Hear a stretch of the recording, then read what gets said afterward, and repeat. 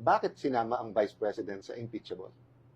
Kasi under our Constitution, the Vice President becomes very productive kung bibigyan mo siya ng ahensya o departamento. Kung hindi, yun yung tinatawag, hindi ako tinatawag talaga to sa political science na spare time. Naghihintay ka, di ba? Kung kailangan ka maging presidente. Okay. So, ang theory kasi dyan, Kuya Boy, one more day in office as COA chairman, as Chief Justice, as President, hindi kakayanin ng bansa kung kailangan ka impeach. Medyo may diferensya ng konti sa Vice President eh. Kasi wala ka naman power eh.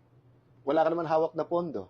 Di ba? So, that's why we were saying, every day yan, pinag-uusapan namin sa Senate na, bakit hindi sila mag-focus sa problema ng ating bansa, mag-focus na palakasin yung ebidensya, i-file na lang ng February 6. Even if the Supreme Court reconsiders, Kuya Boy, it'll take a month, tapos yung kabila naman mag-motion for reconsideration, by the time February 6 na eh. Diba? That's why nga many come to the conclusion na ang hinahabol dito yung hindi siya ma-impeach. Pero ipagbawal na pwede siyang tumakbo sa 2028. Diba?